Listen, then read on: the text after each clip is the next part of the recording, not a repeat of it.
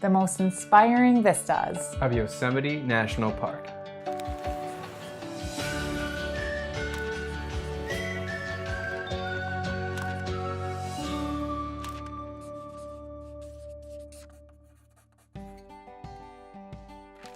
With the exception of the Grand Canyon, we had most of our time allocated for Yosemite National Park. And for good reason. We had lots to explore. Yosemite National Park is built around the Yosemite Valley. It covers 1,169 square miles of the Sierra Nevada mountains. Our first day in the park started with a stop at the Visitor Center to inquire on some permits we were trying to obtain and to check on any park updates. And good thing we did, because one of the roads we were looking to take was closed due to snow cover. Keep in mind, it's June 20th and snow is still melting. So yeah, there's a lot of snow that fell in the winter of 2017.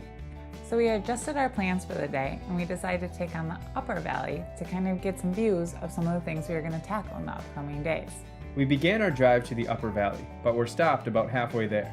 Parking at the upper valley had already filled up for the day and we were directed into overflow parking.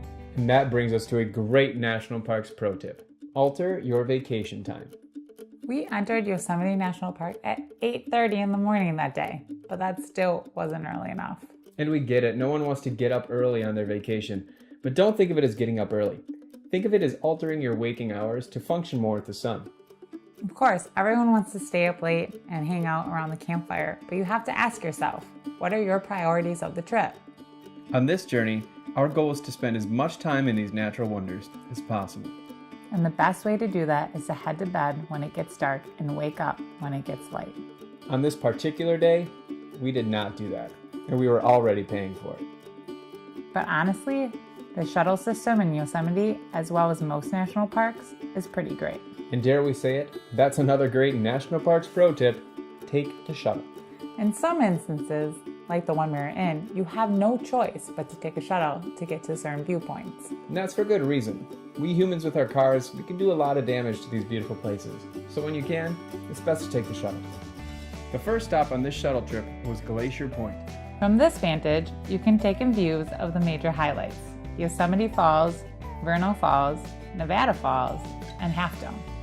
All the snowmelt from that previous winter meant the falls in Yosemite Valley were flowing heavier than they had in 20 years.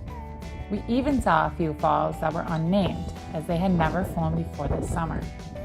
The next stop was Sentinel Dome, a quick 1-mile hike to the top. And not only was there a gorgeous view, but plenty of snow to toss around. After the Sentinel view, we took a hike to Taft Point and a full view of El Capitan, Yosemite's famous rock climbing face. We hiked back to the shuttle pickup just in time to catch the last ride of the day. Driving back out of the park, we stopped by Tunnel View Point, which is a beautiful look down the entire valley.